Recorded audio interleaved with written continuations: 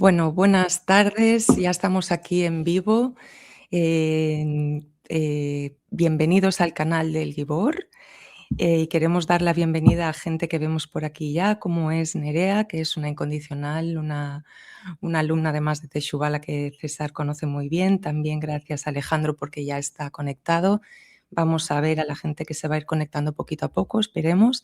Y bueno, os queremos dar la bienvenida al Gibor, donde sabéis que los que habéis seguido, que es un canal donde estamos recopilando todo el material de César, pero no solo el material, sino que va a haber muchas novedades, así que estad pendientes, apuntad la campanita porque a partir del año nuevo va a haber muchas novedades en el canal. Presentamos a César Vidal, el doctor César Vidal. Buenas tardes, César, ¿cómo estás? Muy bien, encantado de esta nueva experiencia. Yo creo que va a ser una experiencia muy positiva, creo que lo vamos a pasar muy bien y creo que además nos va a permitir abrir horizontes y abrir corazones, que es lo más importante. Bueno, pues sí, eso es lo más importante.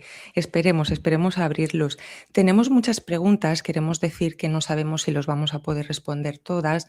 Vamos a ir haciendo directos de preguntas y respuestas, porque lo que siempre sucede en las conferencias o todas las exposiciones que hace César, siempre toda la primera parte es muy interesante, pero luego la parte de preguntas y respuestas también lo es. Entonces estoy seguro que la gente quiere muchos espacios como estos. Si no da tiempo a todos, espero que al menos os sirva para aprender de las preguntas que sí se puedan responder. Y bueno, pues César, vamos a empezar antes de formular la primera pregunta. Vamos a empezar con la noticia de que o bien a final de esta semana, a principio de la otra, si bien o más tardar a principio de año, comenzamos con un nuevo libro. Háblanos de ello. Sí, vamos a tener un nuevo libro que se va a encontrar en Amazon, además en distintos formatos, y que es un libro que va a tener como título El proyecto imperial de Donald Trump, en el sentido de que es un libro donde se analiza lo que va a ser la política exterior de Donald Trump, de acuerdo a la propia documentación que ha publicado la Casa Blanca sobre los objetivos, las metas, los medios y las regiones del mundo y el trato que van a recibir de la nueva doctrina política, en parte nueva, en parte antigua, en cuanto a política exterior y por parte del presidente Trump. Yo creo que es un libro que es bastante interesante, no solo por el material que yo escribo, no solo por el análisis que yo hago de esta fuente, sino porque además el libro por primera vez lleva una traducción en español de todo el documento completo de la Casa Blanca, donde se traza esa nueva política de Donald Trump, que es muy crítica con la política de otras administraciones previas, tanto de los Bush como de Obama, como por supuesto de Joe Biden, y que realmente va a experimentar cambios muy interesantes. Creo que es un libro verdaderamente interesante en términos generales para cualquier persona del mundo, pero de una manera muy especial para gente que viva en Hispanoamérica, para gente que sean hispanoamericanos, porque hay todo un apartado, yo me atrevería a decir que casi el más importante, casi el más amplio de ese documento de la Casa Blanca relacionado precisamente con lo que va a ser el futuro de la política de Estados Unidos de cara a Hispanoamérica. Y algunos aspectos yo supongo que habrá gente que les entusiasmará, pero al mismo tiempo hay otros aspectos que sin duda son bastante inquietantes. De modo que es un libro con el que no sé si acabamos el año o empezamos el año 2026, pero que va a ser el primero y va a ser el que va a anteceder, Dios mediante aparecería en febrero, al quinto volumen de la pentalogía sobre el cristianismo primitivo, que empezó con Más que un rabino, que siguió con Apóstol para las Naciones, los primeros cristianos y Pedro el Galileo, y que va a concluir con El discípulo amado, que es una biografía del apóstol Juan y un análisis de sus obras, incluido el Apocalipsis. Bueno, sin duda vamos a empezar el año informados, bien informados. Y nada, podemos decir que el libro, el primero, se podrá encontrar en Amazon y el segundo también, y aparte en todas las librerías especializadas sobre cristianismo. Pues vamos a empezar, César. Vamos allá. Empezamos con la primera pregunta y tenemos a una persona que se llama IK8394 que dice: ¿Cuál es la mejor forma de interpretar Apocalipsis sin terminar inventando días o fechas con respecto a la venida del Señor Jesús? Bueno, pues yo creo que la mejor forma es leyendo Apocalipsis e ir interpretando tanto los números como los símbolos, como las referencias, de acuerdo a lo que dice el mismo texto de la Biblia. Yo reconozco que Apocalipsis posiblemente es el libro más difícil de toda la Biblia, pero eso no quiere decir que sea un libro imposible de entender y tampoco quiere decir que uno entre en la locura de tantas personas que se han dedicado a fijar fechas, a intentar ver en Apocalipsis el último conflicto de Oriente Medio o a superponer escuelas escatológicas que enseñan todo lo contrario de lo que ha enseñado el cristianismo durante más de 19 siglos, como son los distintos grupos dispensacionalistas o los adventistas del séptimo día o los testigos de Jehová. Es decir, Apocalipsis se puede entender bien.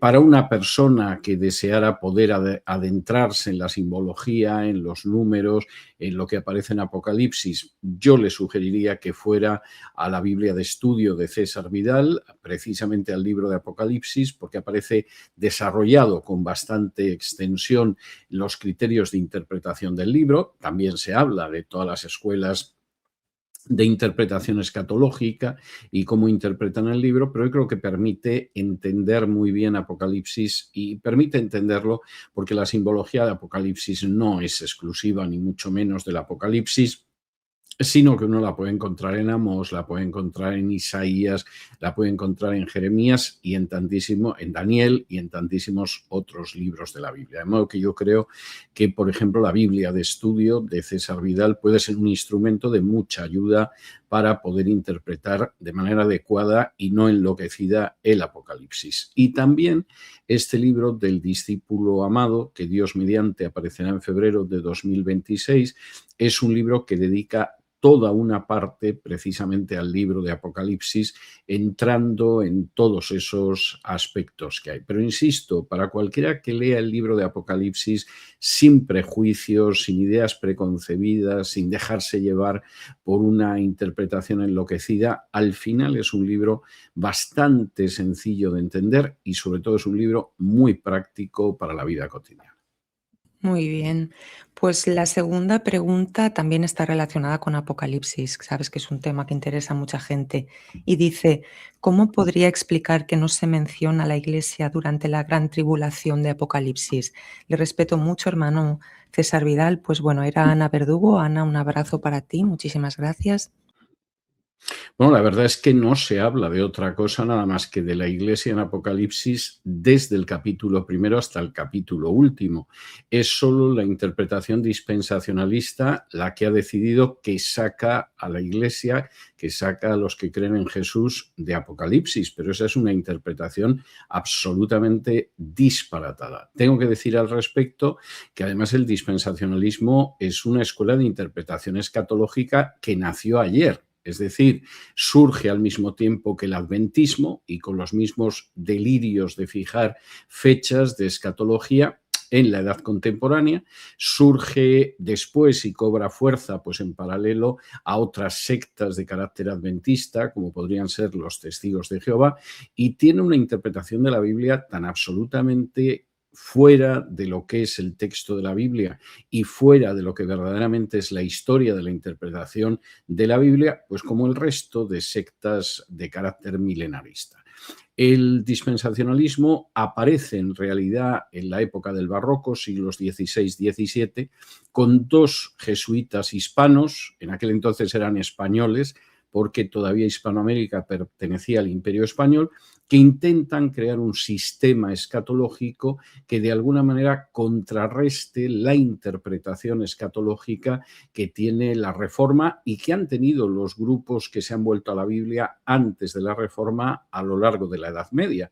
Todos estos grupos coinciden en pensar que el hombre de pecado al que se refiere Pablo escribiendo a los tesalonicenses no es un futuro dirigente político que va a gobernar el mundo, sino que ese hombre de pecado no es otro que el papado. Y todos lo creen porque el texto de Tesalonicenses dice claramente que ese principio ya existía en el siglo I, con lo cual evidentemente no puede ser un anticristo que aparezca en el siglo XX, XXI, XXII o XXIII, y que hay algo que retiene a ese hombre de pecado, que es el catejón, y ahí los cristianos primitivos y después durante la Edad Media y los reformadores interpretaron que el catejón, el que retiene al hombre de pecado, no es nada más que el Imperio Romano, y que una vez que desapareciera el Imperio Romano, ese hombre de pecado se manifestaría con toda su fuerza, como efectivamente sucedió con el papado, cuando desaparece el Imperio Romano y la Iglesia de Roma inmediatamente va abocándose, va absorbiendo, va tomando todo lo que es el poder de ese Imperio Romano y se convierte en el hombre de pecado. No me voy a desviar mucho por aquí, pero esa es una creencia que, por supuesto, se mantiene a lo largo de la historia del cristianismo, en movimientos reformados anteriores a la Reforma, en los teólogos posteriores, y solo se va a ver cambiada cuando el dispensacionalismo, que es un sistema creado por dos jesuitas para enfrentarse con el protestantismo, acaba siendo absorbido dentro de un sector del pueblo evangélico y además unido a algo tan poco bíblico como son las visiones de una joven escocesa que se llama Margaret MacDonald, que afirma que va a haber un arrebatamiento secreto y previo a la segunda venida de Cristo, cosa que no ha creído nadie en más de 19 siglos. Bien, eso hace que cuando de pronto se va un libro como el de Daniel, en vez de creer, como se ha creído a lo largo de más de 19 siglos, y por supuesto hay gente que lo creemos todavía, que la profecía de las 70 semanas se cumplió íntegra en el siglo I, cosa que también creen los judíos, dicho sea de paso, bueno, pues el dispensacionalismo se inventa que primero se cumplieron 69 semanas y luego hay unas 70 que se va a cumplir en el futuro. O el dispensacionalismo, en vez de comprender, porque lo comprende cualquiera que conoce la Biblia y la historia, que el rey del norte y el rey del sur es un conjunto de profecías que acaban de cumplirse en el siglo II antes de Cristo, aunque se pronuncien en el siglo V antes de Cristo, pues deciden catapultarlo al futuro y que eso es Estados Unidos y la Unión Soviética o Estados Unidos y Rusia. Es decir, lamentablemente esa visión no tiene punto de contacto con lo que enseña la Biblia, no tiene punto de contacto con lo que han creído históricamente los cristianos y desde luego no tiene punto de contacto con Apocalipsis. Y la prueba evidente es que en Apocalipsis no se hace una diferenciación en el pueblo de Israel entre lo que es el Israel histórico, que es verdaderamente Israel, y la Iglesia. Y cualquiera que vaya a la visión de la mujer que da a luz al Mesías, bueno, pues esa mujer que da luz al Mesías es el pueblo de Dios del que nace el Mesías y sigue luego siendo el pueblo de Dios en la era de la Iglesia, por la sencilla razón de que esa idea de que hay dos pueblos de Dios es profundamente antibíblica y es una de las enseñanzas absolutamente falsas y peligrosas del dispensacionalismo. La Biblia lo que enseña, y por ejemplo se puede ver en el discurso de Pedro en Hechos 3,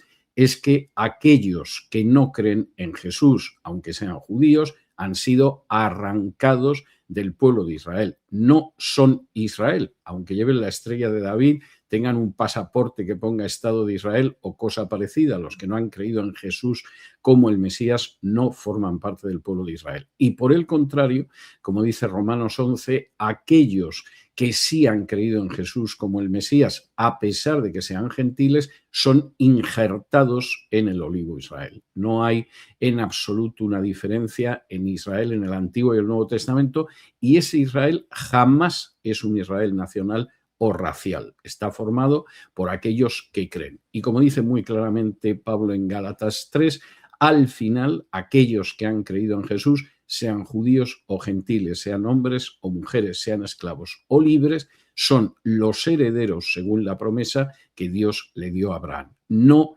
esos judíos meramente raciales o meramente nacionales, porque si no han creído en el Mesías Jesús, como afirma el libro de Deuteronomio en el capítulo 18 y repite Pedro en Hechos 3, han sido arrancados de Israel. Son otra cosa distinta.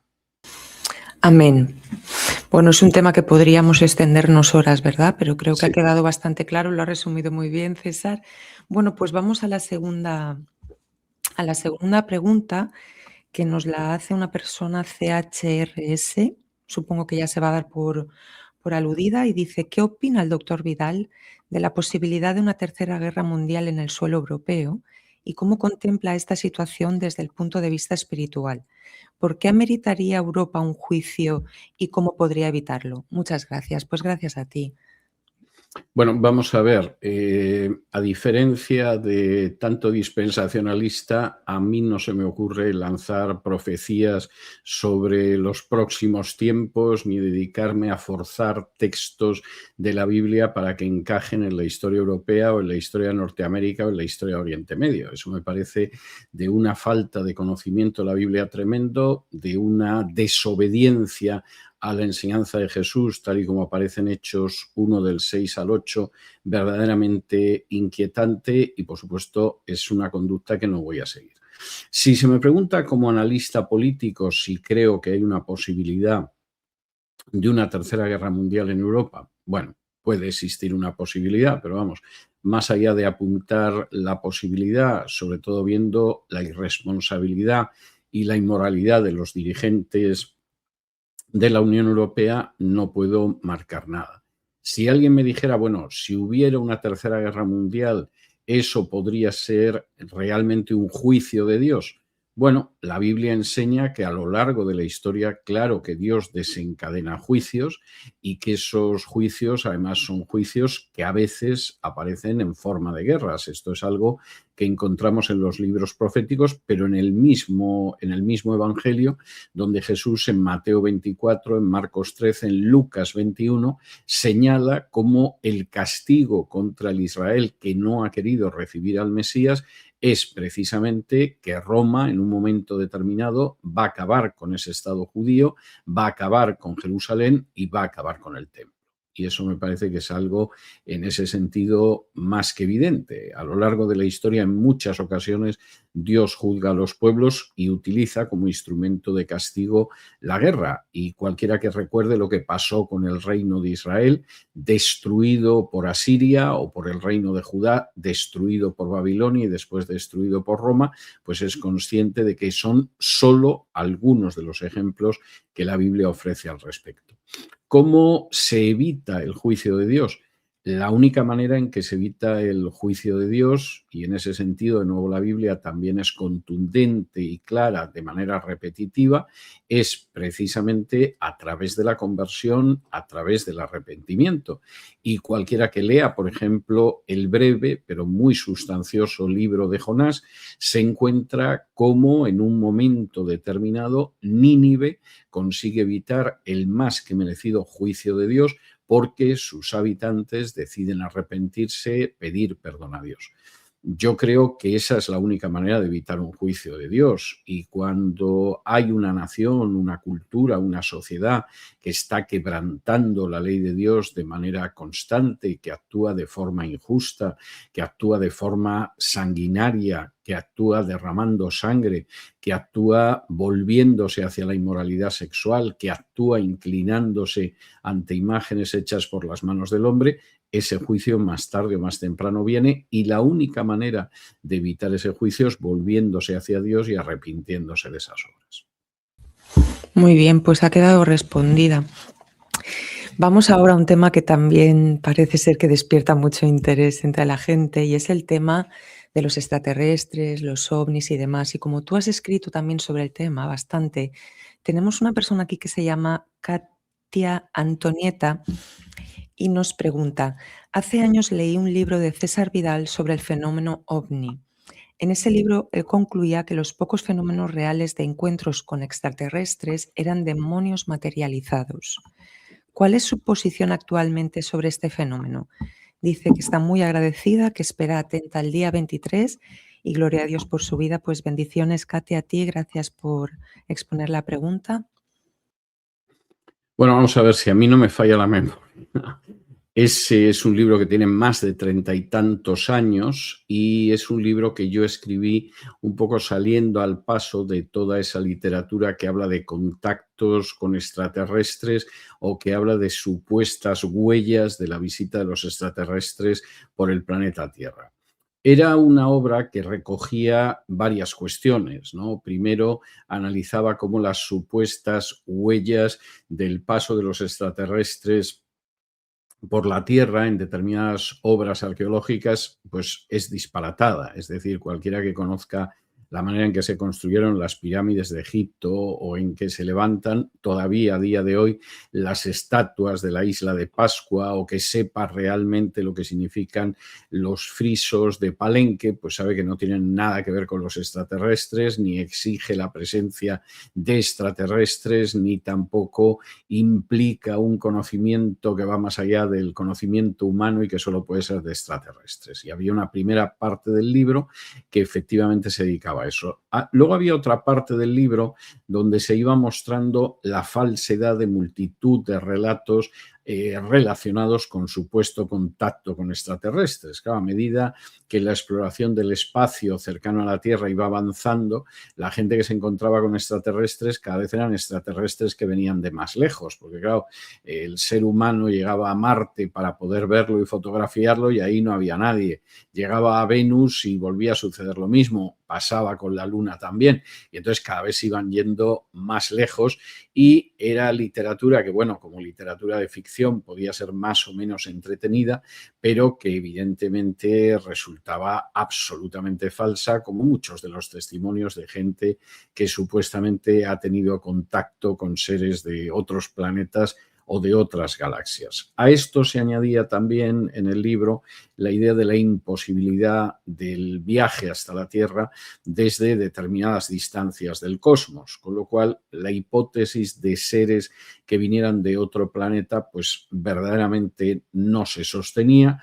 La idea de que buena parte de los relatos eran absolutamente falsos, bueno, esto no tiene posible discusión alguna.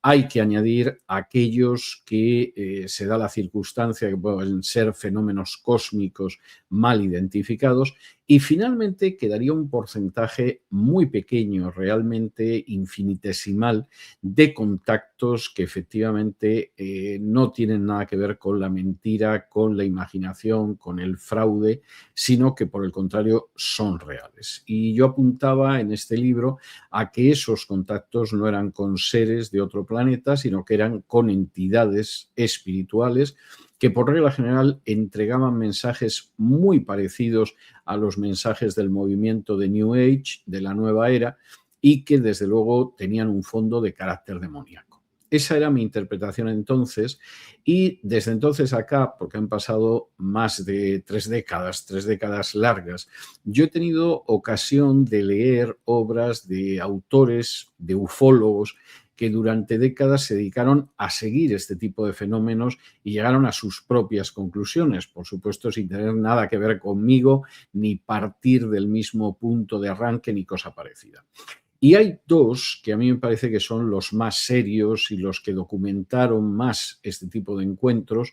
Uno es un francés, Jacques Vallée, el otro es el americano Keel, y en los dos casos ambos afirman que no son seres de otro planeta, que no son seres que vienen de lejanas galaxias, sino que ellos están convencidos de que son seres espirituales, que son entidades espirituales, que son entidades espirituales malignas, y que además esas entidades espirituales de carácter maligno pues se han manifestado en la historia de la humanidad en distintas ocasiones.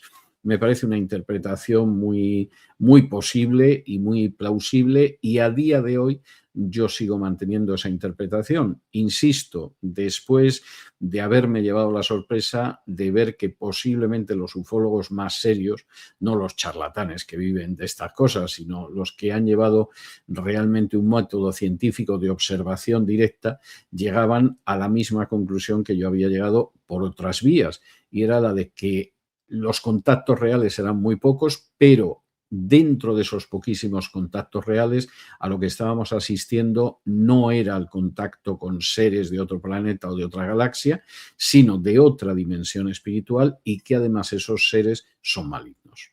Mm, muy interesante, César, gracias. Vamos a saludar a gente que hay por aquí, como es, nos acompañan de La Coruña, de España, César. Muy bien. Alejandra Sepúlveda, le damos un abrazo. También está por aquí un tal Emerson, Kevin, anunciando el Evangelio. Muchísimas gracias por estar aquí acompañándonos. Vamos a la siguiente pregunta, que es de David Martínez, y nos pregunta: me gustaría saber si los textos son sagrados, ¿por qué a día de hoy las distintas religiones cristianas han decidido descartar libros apócrifos? Se refiere, entre paréntesis. Me gustaría conocer sobre algún libro influyente a criterio del doctor César Vidal y por qué pondrían en entredicho la doctrina que se pretenda transmitir. Gracias, Bu- David. Te mandamos un abrazo. Bueno, vamos a ver, los libros apócrifos son los libros que pueden tener un carácter religioso, que en algún momento han podido pretender entrar dentro del canon de la Biblia, pero que no forman parte del canon de la Biblia.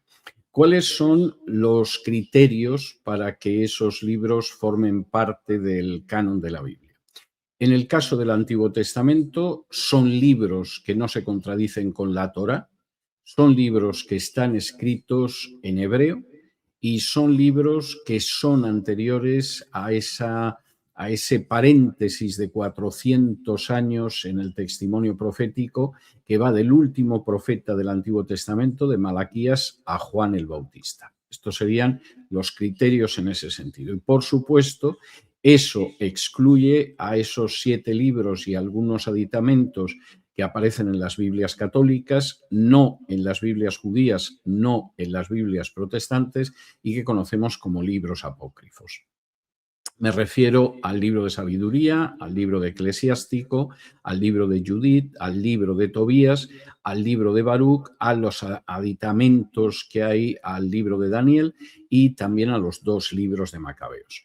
Estos libros jamás han sido considerados como inspirados por los judíos y además son libros que basta su lectura para darse cuenta de que no son escritura inspirada. Por ejemplo, al final del segundo libro de los Macabeos, el autor dice que ha escrito de la mejor manera posible para hacer la lectura grata al lector y que si no fuera así, pues pide disculpas. Bueno, pues nadie se imagina a Moisés acabando el libro del Éxodo diciendo: yo he procurado contar mejor la historia de la liberación de Egipto y de la entrega de la ley y, en fin, si no os gusta, lo siento y disculpadme. Es algo absolutamente absurdo, ¿no? En muchos casos son libros donde además hay graves errores históricos. Por ejemplo, en el caso del libro de Judith se coloca a Nabucodonosor, que fue emperador de Babilonia, como rey de Asiria, lo cual es, pues, como decir que el presidente Trump, pues, fue el primer ministro británico, pongo por caso. Es decir, es un error histórico de bulto, un error histórico grave, y a veces, pues, aparecen supersticiones indignas de aparecer dentro de la Biblia, como es el caso, pues, por ejemplo, del libro de Tobías, donde se supone que quemar el hígado de un pez aleja los malos espíritus, etcétera, etcétera, etcétera. Es decir, los libros apócrifos del Antiguo Testamento son libros que pueden tener un interés histórico para contemplar un poco cómo se iban desviando ya los judíos de la época antes del nacimiento de Jesús, pero son libros que no son inspirados y que además los mismos judíos jamás han considerado como libros inspirados. En el caso del Nuevo Testamento no hay discusión, el canon del Nuevo Testamento es el mismo en cualquier confesión que se diga cristiana y los apócrifos siempre han estado fuera. ¿Por qué? Hombre, vamos a ver, porque los libros canónicos del Nuevo Testamento son libros que se deben a un apóstol o a un discípulo de un apóstol. En el caso de Pablo, evidentemente es un apóstol. En el caso de Mateo y de Juan, eran apóstoles, pero, por ejemplo, en el caso de Marcos o Lucas, eran discípulos de los apóstoles. Y además son libros muy antiguos. Generalmente se suele decir que el canon del Nuevo Testamento se concluye en torno a los años 90 del siglo I, pero yo creo que es evidente que se concluye en los años 60 del siglo I, antes de la destrucción de Jerusalén en el año 70. y en ese sentido son libros muy antiguos. Los apócrifos, por el contrario, son libros por lo menos de muy avanzado el siglo II, tercero, cuarto, que además se atribuyen de manera falsa pues, a Pedro, a Tomás, a otros personajes que forman parte del cuerpo apostólico, con lo cual estamos hablando de una obra que es falsa y que en muchos casos, además, colocándose falsamente bajo el nombre de un apóstol, pretende introducir en el seno del cristianismo ideas antibíblicas, como por ejemplo sucede con el Evangelio de Tomás, que es un evangelio de corte gnóstico no anterior al siglo IV. Muy bien, espero que haya quedado respondido, David. Vamos a la siguiente pregunta, que la formula Lady Ana y dice: hola, me gustaría saber la opinión de César respecto al pastoreado femenino. Dice todo lo que pueda explicar al respecto, por favor. Bueno, pues Lady Ana, gracias por la pregunta. A ver, si no todo, pues algo, porque me imagino que César, con toda la información que tiene, puede estar hablando horas de cualquier tema y no es el momento. Bueno, y aquí además, teniendo en cuenta lo que dicen unos y otros, es todavía más tentador el dedicar varias horas. Voy a intentar ser lo más sucinto posible y al mismo tiempo lo más claro posible. Vamos a ver, hay una serie de principios que lamentablemente se suelen pasar por alto a la hora de analizar el ministerio en el seno de la Iglesia. No me estoy refiriendo solo al ministerio femenino, sino en general a los ministerios. Primera cuestión que me parece muy importante. En el Nuevo Testamento no aparece jamás una sola iglesia cuyo gobierno esté en manos de un solo pastor. En ningún momento. De hecho, lo que encontramos siempre en el Nuevo Testamento es un grupo de ancianos o presbiteroi que son los que de alguna manera se ocupan del gobierno de esa iglesia. Cualquiera que vaya, por ejemplo, a Santiago 5:14, habla de que si alguien, por ejemplo, está enfermo, no dice que llame al pastor de la iglesia, sino que dice que llame a los ancianos y entonces los ancianos orarán por él, lo ungirán con aceite para que se sane. Y lo que vemos continuamente es el hecho de un grupo de ancianos, que supongo que según la congregación sería mayor o menor, que son los que se ocupan de supervisar la iglesia. Esos ancianos son exactamente lo mismo que los obispos. Los obispos, como un cargo superior a los presbíteros, no aparecen hasta bien avanzado el siglo II.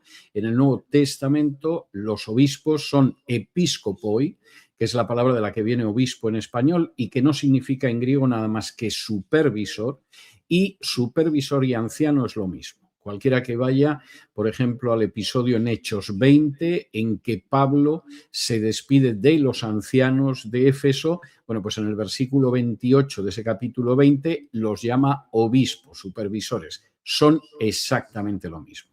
De manera que el primer problema es que muchísima gente piensa en un solo pastor, por razones denominacionales, obviamente, pero lo que encontramos en el Nuevo Testamento no es un pastor, sino un consejo de ancianos, un grupo de ancianos o de obispos.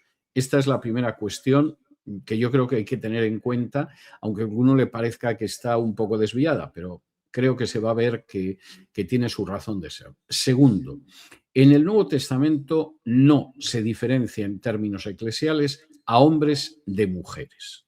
Y esto es algo tan tremendamente importante que cuando al final del capítulo 3 de su carta a los Gálatas, Pablo describe la nueva realidad de esos herederos de la promesa de Abraham, de esos hijos de Dios, dice que entre ellos no hay ni hombre, ni mujer, ni esclavo, ni libre, ni judío, ni griego. A menos que estemos dispuestos a pensar que dentro de la Iglesia el esclavo y el libre pueden tener ministerios distintos y alguno no tenerlos. Y a menos que estemos dispuestos a creer que dentro de la Iglesia el judío y el gentil tienen ministerios distintos y alguno no los tiene, no veo porque hay que creer que el hombre y la mujer sí tienen esos ministerios distintos. Siguiente consideración que me parece muy importante.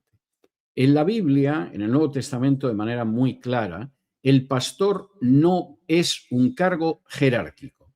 Esa es una creación medieval que se identifica dentro de la Iglesia Católica y de las iglesias ortodoxas con el sacerdote, lo cual choca con la Biblia, donde dice que solo hay un sumo sacerdote que es Cristo, y luego todos nosotros, sin excluir a las mujeres, somos reyes y sacerdotes, lo cual es lógico, pero no existe una casta sacerdotal específica como, por ejemplo, existía en Israel. Y el pastor no es el sustituto del sacerdote católico, como desgraciadamente a partir del siglo XVI sí ha sucedido en algunas denominaciones evangélicas.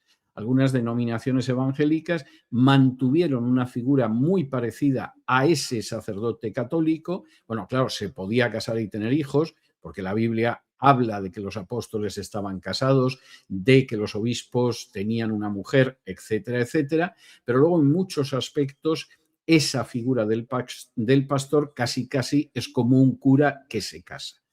Esa visión no es neotestamentaria. En el Nuevo Testamento, el pastor es un don, como se puede ver en 1 Corintios, igual que el maestro es un don, igual que el apóstol es un don, igual que el evangelista es un don, o que una persona que preside, que sirve, que administra es un don. Y en este sentido, el desarrollo de la visión del pastor como un ministro dentro de una jerarquía que casi es como un cura que se casa, bueno, tiene una explicación histórica, pero no se corresponde con el cuadro que encontramos en el Nuevo Testamento, donde ancianos y obispos son lo mismo y gobiernan como un consejo esa iglesia, y dentro de ese cuerpo de ancianos o de ese cuerpo de obispos, pues hay gente que tiene distintos dones. No todos tienen un don de pastoreo, ni mucho menos, pueden tener otros dones. Hay denominaciones que efectivamente esta visión que aparece en el Nuevo Testamento la siguen, como es el caso de las asambleas de hermanos, de los hermanos de Plymouth, y hay otras que, por el contrario, han mantenido, sobre todo por razones históricas, la idea de un monopastor, de un solo pastor. Llegamos entonces a la siguiente cuestión. ¿Una mujer puede formar parte de un consejo de ancianos, puede formar parte dentro de ese consejo y tener un don de pastoreo? No el cargo de pastor, insisto, porque eso no es bíblico. Esa es una creación humana y yo creo que además con malas consecuencias. Pero estamos hablando en términos bíblicos. Una mujer podría llegar a tener el don de pastor y podría formar parte de un consejo de ancianos al estilo bíblico.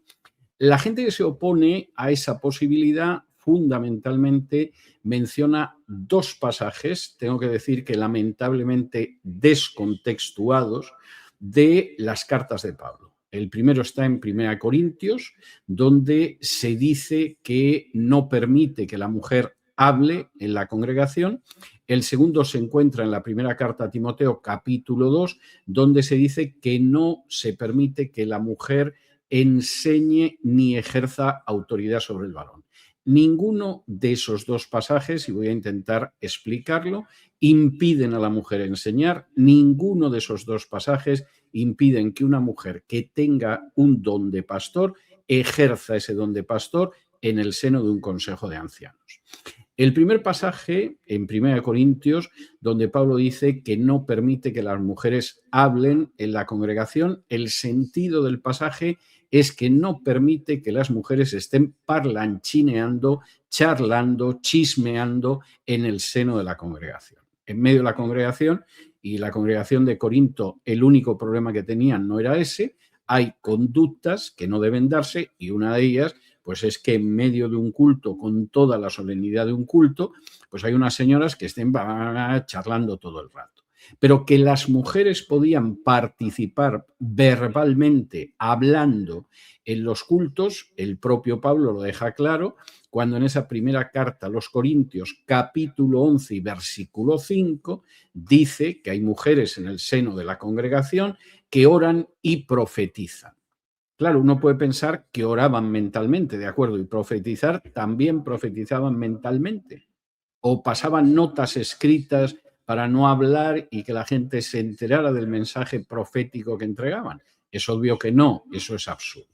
De manera que si alguien quiere utilizar Primera de Corintios como una manera de impedir que las mujeres hablen en la iglesia, que se da en algunas denominaciones, y que puedan ejercer el pastorado, ni se menciona el pastorado, ni hay una prohibición del pastorado, ni tampoco se está diciendo que la mujer no puede hablar en la iglesia, aunque es verdad que no debe ser parlanchina. Algo, por cierto, que se extiende a los hombres. El segundo pasaje está en 1 Timoteo 2 y es el famoso pasaje de que no permito que la mujer enseñe traduce, ejerce autoridad alguna versión, pero ahí lo que dice realmente en griego es mande, se imponga sobre el varón. Esas no son dos prohibiciones sumadas, enseñar y ejercer dominio. Es una conducta conjunta, es una oración que está unida por una conjunción copulativa negativa. Y lo que no permito es que la mujer, por un lado, enseñe y ejerza dominio. Lo que se está prohibiendo no es que la mujer enseñe y además ejerza dominio, sino que enseñe ejerciendo dominio sobre el varón. La mujer no puede adoptar una actitud docente que la lleve a colocarse de manera dominante sobre el varón. Eso es lo que se prohíbe ahí. Y uno dirá, bueno, pero eso lo dice usted, porque evidentemente la mujer no puede enseñar a un varón. Pues si usted leyera la Biblia y se acordara de lo que lee, lo que verá en la Biblia es que claro que las mujeres enseñan a los varones. Por ejemplo, Pablo le recuerda a Timoteo cómo él aprendió la Biblia gracias a su madre y a su abuela. Si efectivamente la prohibición de enseñar a un varón fuera una prohibición tajante relacionada con la mujer, el pobre Timoteo, pues no sabemos si hubiera sido un extraviado. Suponemos que el Señor habría encontrado otra manera de enseñarlo. Pero el testimonio que tenemos y que además Pablo alaba y enaltece es que hubo dos mujeres que enseñaron al niño, al joven Timoteo. Eso sí, no lo enseñaron imponiéndose de manera autoritaria sobre él, lo enseñaron correctamente y eso es correcto. Alguno dirá, bueno, pero era un niño, un jovencito. Sí, pero a veces también son adultos. Si uno va al libro de los Hechos, capítulo 18 y versículo 26, donde se narra cómo Apolo era una persona que conocía algo del Evangelio, pero que no conocía mucho. El autor de los Hechos, el evangelista Lucas, señala en Hechos 18, 26, que Aquila y Priscila, marido y mujer, tomaron aparte a Apolo y le enseñaron. No dice que Aquila tomó aparte a Apolo y le enseñó mientras Priscila traía los sándwiches y los cafés, sino que Apolo y Priscila lo enseñaron. Luego, evidentemente, esa prohibición de enseñar de 1 Timoteo 2 hay que entenderla, como dice el texto griego y como yo acabo de explicar, y no en el sentido de que contenga una prohibición de enseñar a una mujer. Y esto es tan obvio, esto es tan indiscutible, que incluso en aquellas denominaciones y en aquellas iglesias donde se convierte en una bandera que la mujer no puede enseñar, sin embargo, hay maestras de escuela dominical. Y uno dirá, bueno, pero es que son de escuela dominical, ¿eh? No es el culto de la iglesia. Ya, pero es que la Biblia, si efectivamente prohíbe enseñar, no hace diferencia entre escuela dominical y el culto de la iglesia. Y se supone que la escuela dominical forma parte también de la vivencia de enseñanza dentro de la iglesia. Y por lo tanto, si efectivamente están convencidos de que una mujer no puede enseñar a un varón, la escuela dominical no puede tener maestras. O, en el fondo, sabemos que sí puede haber hermanas que enseñan, pero lo que no queremos es que se suban a un púlpito. Y eso es otra historia. Por resumir todo lo anterior, que yo soy consciente de que es muy largo, pero me parece indispensable. Si una mujer tiene dones que tienen que ver con la acción de un consejo de ancianos y efectivamente la congregación local reconoce esos dones, claro que esa mujer puede ser parte del Consejo de Ancianos y claro que entre los dones que puede tener puede estar el de enseñanza o puede estar el del pastor, porque el Espíritu Santo, afortunadamente, cuando da dones, no lo hace según el capricho de las distintas denominaciones o el capricho de las tradiciones eclesiales. Y en esto me parece que es absolutamente clarísimo. Alguien me dirá, bueno, pero es que hay mujeres que son pastoras y disparatan. No tengo la menor duda. Y conozco infinidad de hombres que son pastores y que van a recibir un juicio severísimo de Dios por ejercer como pastores cuando no tienen ese don y además extravían al rebaño. Pero por eso no se me ocurriría decir que los hombres no pueden ser pastores. De manera que aquí lo que hay en el fondo es una cuestión que no tiene que ver ni con feminismo, ni con tradiciones eclesiales, ni con cosa parecida. Tiene que ver con vivir el gobierno de una iglesia como aparece en el Nuevo Testamento. Y en el Nuevo Testamento no aparece un pastorado monárquico que es solo una persona que además es varón. Y en segundo lugar, aparte de vivir lo que es el ministerio de gobierno de la Iglesia, tal y como está en el Nuevo Testamento, es vivir ese gobierno de la Iglesia de acuerdo a los dones que ha dado el Espíritu Santo, no de acuerdo a la decisión de la denominación, de la jerarquía o de la tradición eclesial. Y cuando una iglesia efectivamente reconoce los dones que el Espíritu Santo ha dado a los distintos hermanos y estos hermanos ejercen los dones, evidentemente esa iglesia no solo se mueve de una manera mucho más bíblica, sino más dinámica, porque no hay un cura que se casa al frente de ella teniendo que desempeñar multitud de funciones para las que no tiene ningún tipo de don. Yo he conocido consejos de ancianos donde, por ejemplo, había algún anciano que tenía un don clarísimo de pastorado, pero no tenía don de enseñanza. Y era un gran pastor, pero era un malísimo maestro. Afortunadamente, predicaba muy de tarde en tarde. Y esta visión del gobierno de la Iglesia a través de un consejo y al mismo tiempo ejercitando los dones es absolutamente indispensable para volver al modelo del Nuevo Testamento. Yo sé que para muchas personas puede ser una desgracia. Dejarán de ser profesionales de la religión, dejarán de vivir de la religión, lo mismo hasta tienen que trabajar para mantenerse, pero es el modelo bíblico. Y de la misma manera que hay mujeres que disparatan gravemente, también hay hombres que disparatan gravemente y al final la cuestión de fondo es si esa persona tiene el don y la congregación lo reconoce o si no lo tiene. Lo demás son discusiones puramente de tradiciones humanas y de tradiciones denominacionales, pero nosotros no estamos llamados ni a seguir tradiciones humanas ni tradiciones denominacionales, sino a seguir la enseñanza del Nuevo Testamento. Tremenda respuesta, César. Muy bien. Has sintetizado todo lo que se podía sintetizar, porque la verdad que es un tema que da para mucho. Ha sido una respuesta fantástica que espero que Lady Ana se haya quedado, haya quedado respondida su pregunta, pero le vamos a decir a Ana que precisamente en el canal del Gibor, en este canal, hay una entrevista que te hicieron a colación de la presentación del libro La mujer y la reforma, que es un libro que le aconsejamos que puede leer, donde hay muchísima información y donde en esta entrevista te puedes explayar de una manera mucho más extensa por el hecho de que era, pues, evidentemente una entrevista enfocada al tema, ¿no? Así que muy bien, César. Pues bueno, tenemos aquí una pregunta de Nerea, porque, bueno, les decimos obviamente, a todos los espectadores que pueden ir preguntando por el chat, sería fantástico. Dice que quisiera preguntar a don César qué opina sobre la teología de Karl Barth. Sí, perdón, he perdido el sonido de la pregunta. Sí, vuelvo a insistir, es que creo que había pasado algo con el micro. Sí. Nereida dice: "Quisiera preguntar a don César qué opina sobre la teología de Karl Barth".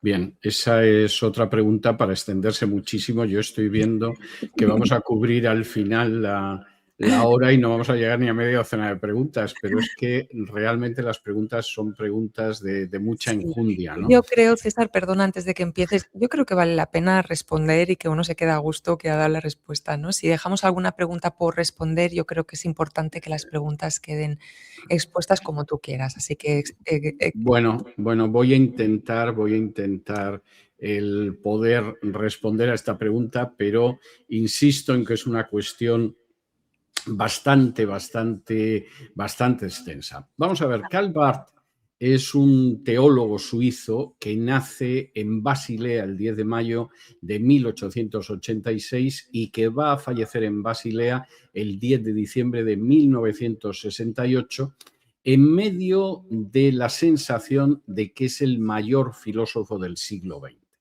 Para que la gente se haga una idea de esto, porque Karl Barth era protestante, su teología era reformada, era calvinista, para que la gente se haga idea de lo que esto significa, un personaje tan medularmente católico como era el Papa Pío XII, decía que la teología sistemática de Karl Barth era muy superior a la Suma Teológica de Santo Tomás de Aquino, a pesar de la extraordinaria importancia que para el desarrollo del dogma católico ha tenido a lo largo de los siglos la Suma Teológica de Santo Tomás de Aquino.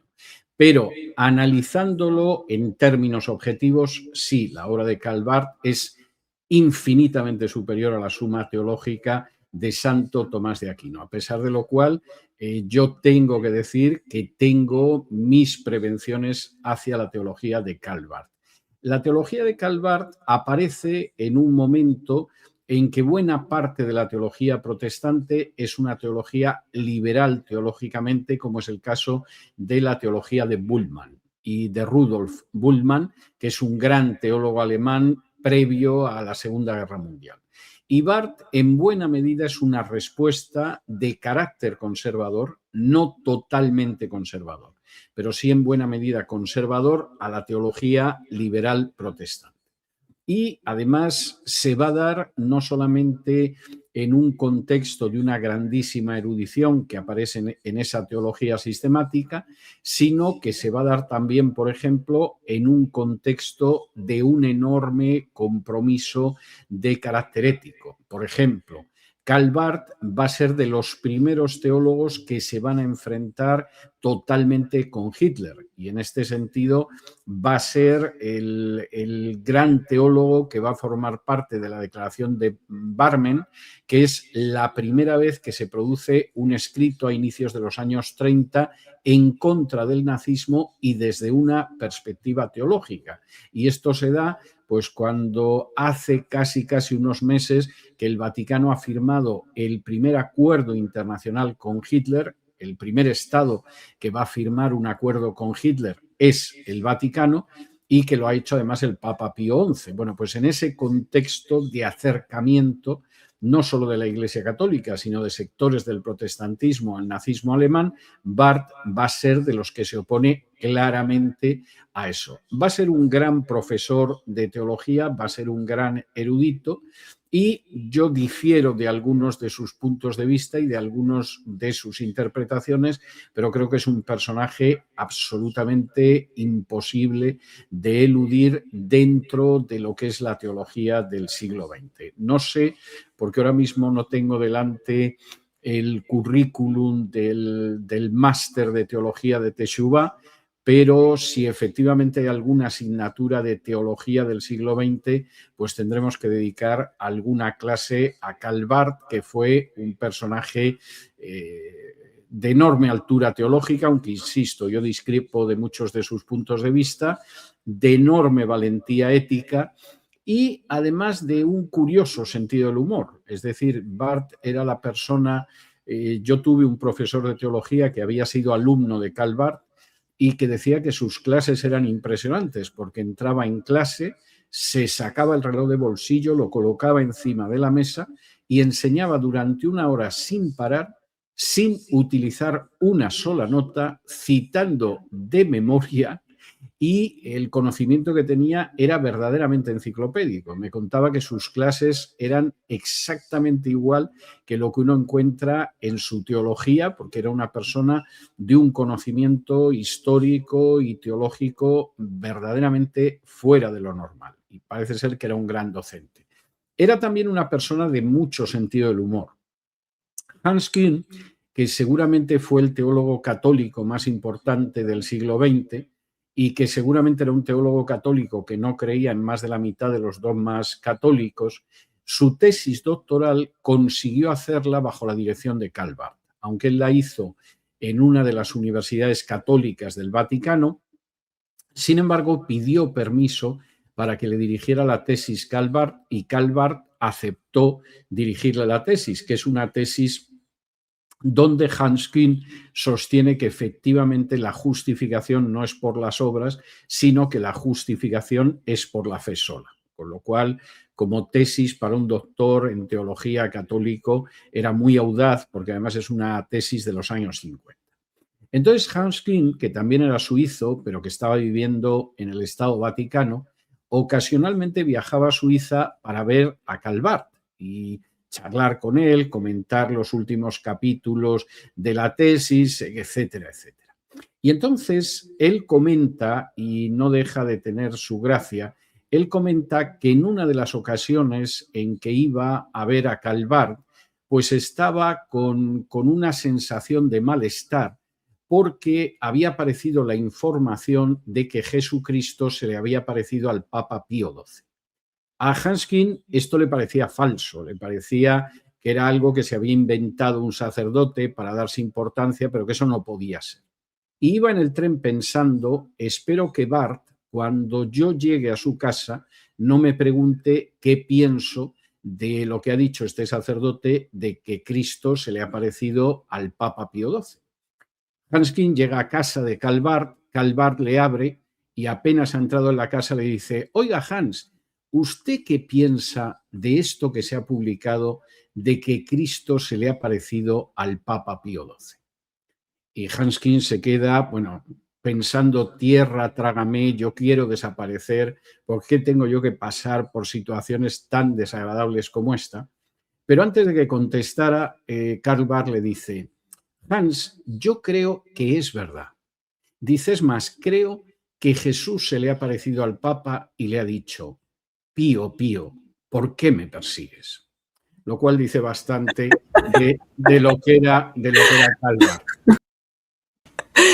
Buenísimo, bueno, pues mira, yo creo que es un buen momento porque has hablado de los estudios de Teshuvah y creo que estaría muy bien que nos hablases un poquito de ellos para la gente que pueda ver el vídeo, porque de verdad que es un curso inmejorable, inimaginablemente bueno.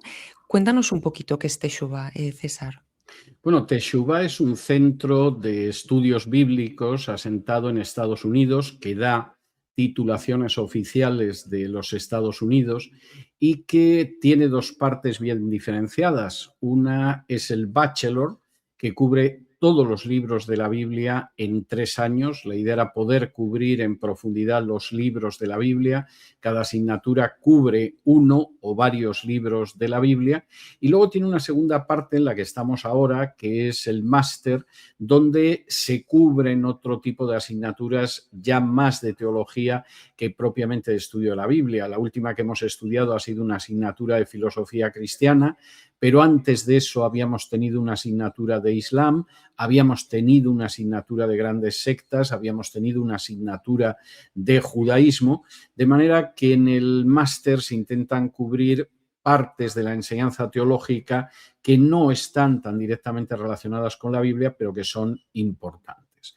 La gente que se matricula en Teshuvah puede seguir el ritmo que quiera de los cursos, puede matricularse al ritmo que quiera y hacer las asignaturas que quiera, cuando quiera y como quiera.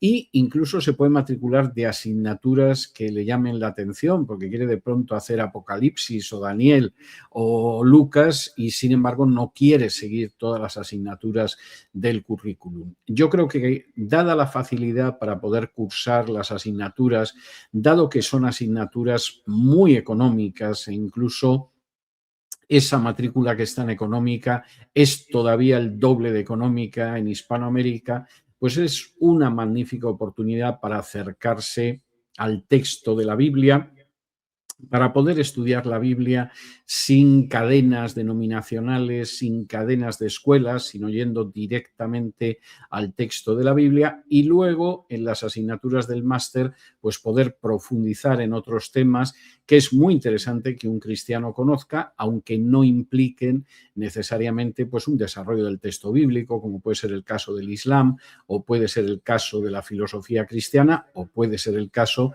de esa asignatura bastante extensa y profunda que es la asignatura de judaísmo. Muy bien. Vamos a una pregunta que creo que se responde rápido. Es de Yolanda Cárdenas y dice, no, perdón, a ver,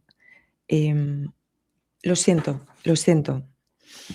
Es de Nieves Rojas. Lo siento, César. Dice, ¿es cierto que la persona nacida de nuevo ya es imposible que cometa pecado?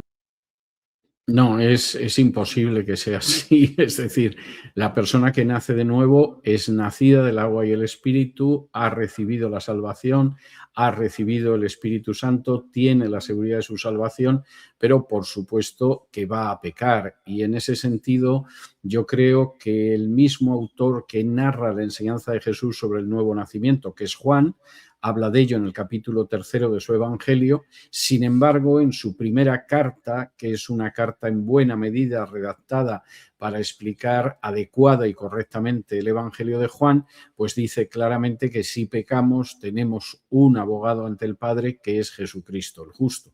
A mí me encantaría que efectivamente después del nuevo nacimiento no pudiéramos pecar, pero yo creo que la experiencia muestra que no es así, y además el mismo Jesús lo enseña, y nos cabe el consuelo de que podemos ir avanzando poco a poco para que la caída en pecado cada vez sea algo más distanciado y sea más leve, y sobre todo porque tenemos ese abogado delante del Padre y sabemos que la sangre de Cristo nos limpia de todo pecado. Muy bien. Y bueno, yo creo que vamos a ir finalizando porque llevamos una hora. Eh, Tenemos aquí a Pitu que dice, hermano, buenas noches. Yo le preguntaría si todavía cree que puede haber avivamientos como en la primera iglesia primitiva donde se convertían de a miles. Y dice, si no los hay en este siglo, ¿a qué cree que se debe? Ya que a lo largo de la historia de la iglesia siempre hubo avivamientos. Bueno, vamos a ver, no siempre la expansión del cristianismo ha estado vinculada a avivamientos, es decir, ha habido épocas en que el Evangelio se ha ido esparciendo sin que fuera algo masivo, a veces ha sido muy minoritario y muy perseguido, es decir, depende mucho de la época de la historia del cristianismo a la que nos refiramos, y sí, también es cierto que ha habido épocas en que, por el contrario, el crecimiento ha sido inmenso y ha sido espectacular. Nos encontramos con los dos fenómenos. Yo creo que en última instancia hay dos cosas que tenemos que tener delante, y me voy a permitir citar ese pasaje de Hechos, capítulo 1 y versículos 6 y 7, al que me refiero con mucha frecuencia, además creo que con mucha razón. Son las últimas palabras que Jesús dirige a sus apóstoles antes de ascender a los cielos. Los apóstoles se le acercan y le preguntan si va a restaurar el reino de Israel en ese momento. Preocupación de los apóstoles, la escatología y el calendario de la escatología. Y la respuesta de Jesús tiene dos partes. Primera parte, no os toca a vosotros entrar en los tiempos y las sazones que el Padre puso en su sola potestad. No perdáis el tiempo con la escatología, porque no es cosa vuestra, porque no hay manera de que sepáis los tiempos y las sazones y vais a perder el tiempo miserablemente. Segunda parte, pero recibiréis poder desde lo alto y me seréis testigos en Jerusalén, en Judea, en Samaria y hasta lo último de la tierra. Traducido a la pregunta que nos formulaba esta persona. La misión de la Iglesia no es perder el tiempo, y sobre todo no es perder el tiempo con la escatología, y hacerlo implica desobedecer muy gravemente la enseñanza de Jesús. La misión del pueblo de Dios es ser testigos de Jesús hasta lo último de la tierra. Cuando el pueblo de Dios, en vez de ser testigo de Jesús hasta lo último de la tierra y hasta las últimas consecuencias, pierde el tiempo escuchando a falsos profetas que se dedican a decirte que este otoño o este septiembre o el año 2028 va a llegar el fin, evidentemente no se puede esperar un avivamiento, porque es una iglesia que vive en desobediencia por partida doble. Primero, perdiendo su tiempo en algo que Jesús ha ordenado taxativamente que no se pierda. Y segundo, dejando la misión importantísima y única de ser testigo de Jesús hasta lo último de la tierra. Muy bien. Tenemos aquí algunos usuarios diciendo que no se ve y no se escucha, pero bueno, a ver si alguien más nos lo puede decir, porque parece ser que hay otros que sí están viendo perfectamente. Entonces, si es así, que nos disculpen porque es el primer directo, iremos mejorando técnicamente, pero en un principio hay gente que no tiene problemas, así que bueno, Sí. diciendo, si alguien nos ve y nos escucha bien, por favor que nos lo diga, y si no, intentaremos saber qué es lo que ha pasado para no cometer el mismo error la siguiente vez. Vamos a la última pregunta, César. Muy bien. Dice, me gustaría saber qué opinión tiene César Vidal sobre la evolución. ¿Se puede creer en la evolución y a la vez en Jesús como creador de todas las cosas? Es muy complicado, realmente, es muy complicado porque, vamos a ver, el proceso evolutivo es un proceso que está totalmente desvinculado de la intervención de un creador. Hay gente que sostiene tesis concordantes y entonces el papel de Dios habría sido echar a rodar la bola de nieve de la evolución y hasta que llega al ser humano, pero las tesis concordantes me parecen muy difíciles de sostener. También tengo que decir que a mí me resulta muy difícil, por no decir imposible, creer en la teoría de la evolución, pero por razones científicas. Sería ahora muy largo extenderme en esta respuesta, pero hay una serie de elementos de la teoría de la evolución que no están confirmados, sino todo lo contrario por la ciencia. Por ejemplo, hay multitud de especies de transición que no han aparecido. No tenemos especies de transición. Y de hecho, algunos científicos evolucionistas hablan de la teoría del salto porque no se ha producido esa evolución. De pronto se ha producido un salto.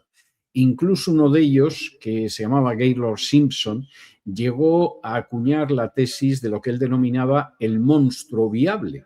Y decía, y eso significa que de pronto un día un lagarto puso un huevo y del huevo salió un pájaro.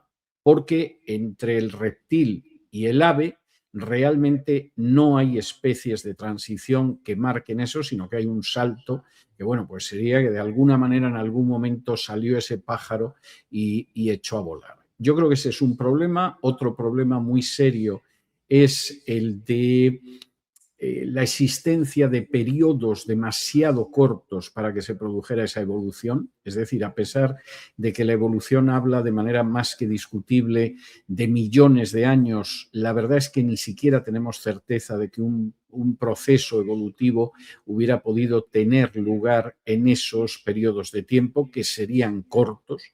Y de hecho yo he escuchado a más de un científico diciendo que al final el tiro de gracia de la teoría de la evolución lo dan las matemáticas, porque las matemáticas muestran que no se puede producir una evolución así, ni aunque hablemos siquiera de millones de años. Y luego creo que hay otros dos aspectos que se han estudiado muy recientemente y que, claro, hacen muy difícil, muy cuesta arriba aceptar el proceso evolutivo. El primero es el ADN. El descubrimiento del ADN, porque el descubrimiento del ADN nos muestra que el ser humano es todavía muchísimo más complejo de lo que habíamos pensado. Que Darwin no conocía el ADN es evidente, pero es que Darwin ni siquiera sabía cómo era la célula. El conocimiento de la célula en la época de Darwin pues era un conocimiento todavía muy incipiente y muy primitivo y muy rudimentario. Y entonces el ser humano y en general los organismos vivos, pues para Darwin tenían una sencillez que no tienen. Y en ese sentido, si hay una cosa que nos muestra el ADN es que lo del proceso evolutivo por azar realmente es absolutamente inverosímil. Esa es una de las cuestiones. Y hay otra cuestión muy importante que ha hecho avanzar muchísimo a los científicos del denominado, del propósito inteligente, o del diseño inteligente, y es el hecho de que hay multitud de organismos en nosotros que no pueden ser fruto de la evolución y que hacen pensar realmente en un diseño inteligente exterior a los seres que conocemos. Los ejemplos que se mencionan al respecto son muchos, pero, por ejemplo, uno que es evidente es el ojo humano. El ojo humano tiene que ser como es, y no puede haber experimentado un proceso evolutivo pues de un ojo como puede ser el de un reptil o de un ojo como el que puede ser un insecto, porque no existen formas intermedias de ese órgano de la visión. El ojo humano aparece, y aparece de una manera que si cualquiera de las piezas no estuviera ahí, el ojo no vería. No es algo que de pronto dices, bueno, ha ido mejorando el diseño, pero siempre hubo un diseño. No, el ojo aparece ahí, y si no es así, es que de verdad es imposible. Y de hecho, un amigo mío, que además es oftalmólogo, es una de las cuestiones que a él le convenció totalmente de que la teoría de la evolución era insostenible. Que hay gente que cree en la evolución y cree en Jesús, pues es una realidad, pero yo creo que plantea serios problemas, y más que problemas teológicos, para ser sinceros, yo creo que plantea problemas científicos de muchísimo calado. Bien, bueno, hemos descubierto cuál ha sido el problema, y es que resulta que solo se está retransmitiendo por Twitter, no por YouTube. Bueno. Entonces, había gente esperando en YouTube y por eso estaban pensando que quizá el directo se había anulado, pero no, estamos aquí, simplemente que ha sido, bueno, pues un fallo técnico que no volverá a suceder, porque las cosas, lo bueno de que salgan mal es que el fallo no se vuelve a cometer. Al menos Cierto. lo vamos a intentar. Entonces, bueno, colgaremos este vídeo en YouTube, por supuesto, gracias a toda la gente que lo ha visto por Twitter.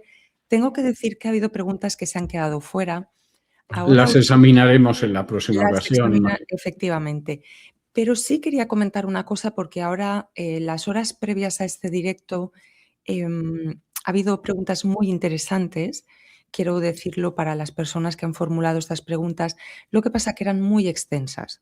Entonces, no puede ser que una pregunta sea más larga que la respuesta. Entonces, eso me lleva a tener que leer mucho. Yo creo que es importante realizar preguntas cortas, a lo sumo de 3, 4 frases y ya está, ¿de acuerdo? Tenedlo en cuenta para los siguientes directos. Y bueno, César, ha sido un placer, espero que la audiencia haya disfrutado. La gente que nos ha visto por Twitter, qué manera de empezar, ¿no? Más Sí, accidentada. sí. Bueno, estas cosas suceden y seguro que no va a suceder la segunda vez. De acuerdo. César, les decimos a la audiencia que en enero se vienen noticias, vienen novedades en forma de libros, en forma de secciones, en forma de, bueno, de cosas nuevas. César está a tope, más que nunca, y bueno, les deseamos felices fiestas a todo el mundo, ¿no, César?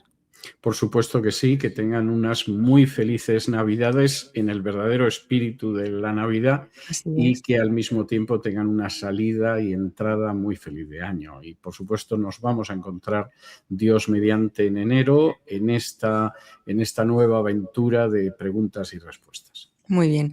Pues un abrazo para la audiencia y otro para ti, César. Nos Un vemos. abrazo muy fuerte, muchas gracias.